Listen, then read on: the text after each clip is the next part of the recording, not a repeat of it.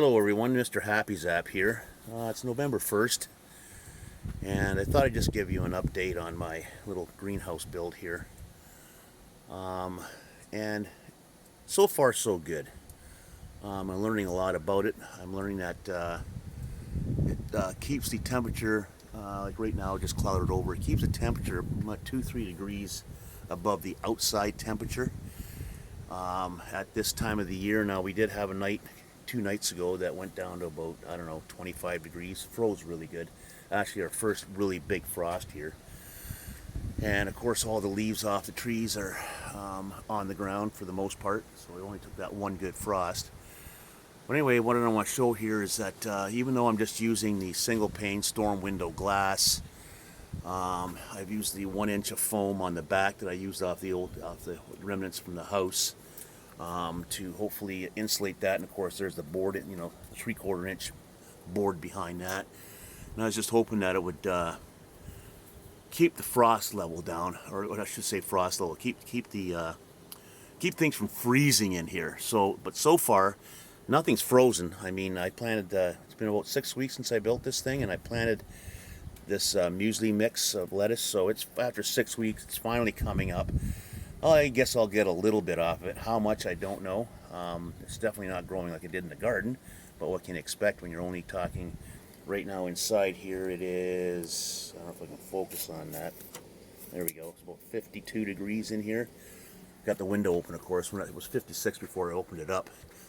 And it's about 50 degrees, just above. You can't see your breath, so yeah, I can't see your breath. So it's just above 50. So I'm finding that when the sun comes out, it's about 5-6 degrees above the outside temperature at this time of year. And yeah, dollar store, yeah, I just once again I need the small can in here. The big watering can didn't work, and there's the other one, just so you know. Like this Swiss chard here, I mean, these two plants I put in, took them right out of the ground in the garden and planted them in the pots here.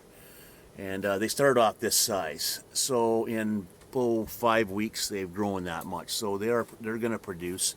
These ones over here, of course, were larger, but they're thickened up. They're surviving really well. So I'm just hoping that I'm going to see how long this chard will winter before it actually dies back because of the cold. Now, right now, in my tubing that I explained earlier, I have a 60-watt light bulb in there to keep the air going down below into the cavity, which is down there, from, I guess, freezing. Now down below, it's cooler yet. Now I've already put the sand in and covered up. I put the bricks in, like I explained, and my tubing's in between the bricks. That's just a piece of grate that I have in there. Now I'm looking at this. I was thinking about using it as a heat sink, but I'm looking at maybe next year for my root vegetables like my potatoes and whatnot. Potatoes, maybe turnip, beets. Use this as a root cellar. Double it as a root cellar. It may not work, but this winter what I'm going to do is I'm going to still string 3 light bulbs in here. Put 3 60-watt light bulbs down and put them on a timer. I might put 100s in. I got some 100 incandescents, and put them on a timer so they only come on at night. And just so I'm hoping that maybe during the day in the winter, if the sun comes out, I don't know, will it freeze up in here? Quite possibly, but I'm just hoping to keep it so that it's above that 25 degrees, because I guess the chard can handle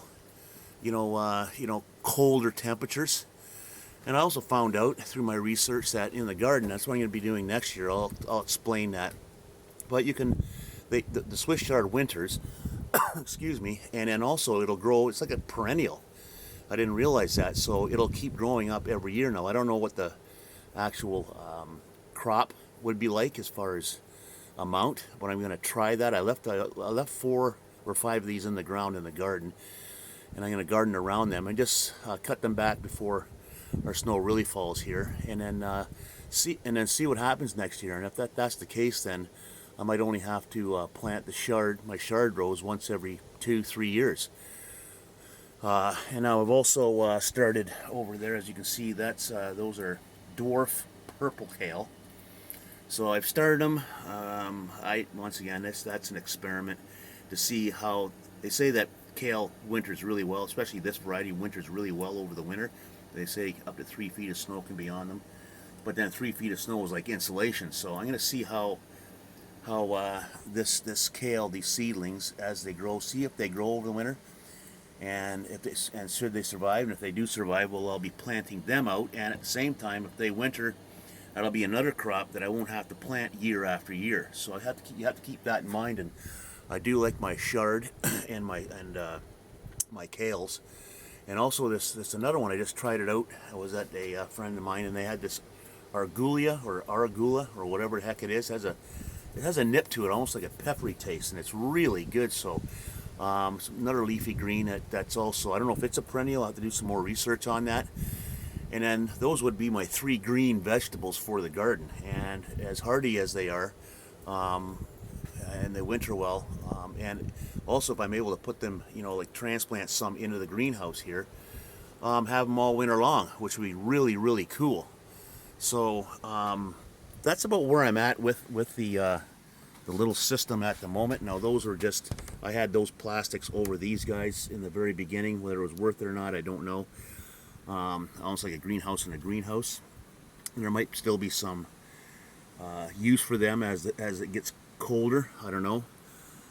So hot, of course, hot air rises, so this will be the top. So I'm hoping that these guys can, once again, excuse me, winter well, and hopefully, get a few leaves every week off of it. So that helps in the green department, keeps me out of the grocery store.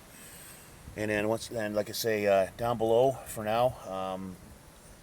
Just use it to let heat come up, and next year, like I say, next fall, use it for overwintering for a pseudo root cellar. So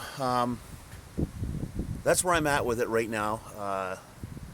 I'll update this in, I don't know, toward the middle of December to see where things go. Heck, it might not, just to give you an idea. It might be great, it might be awesome, it might be really bad, but I'm going to find out. Other than that, and once again, everyone keep a cool tool. Guess we're getting ready for the white stuff coming in.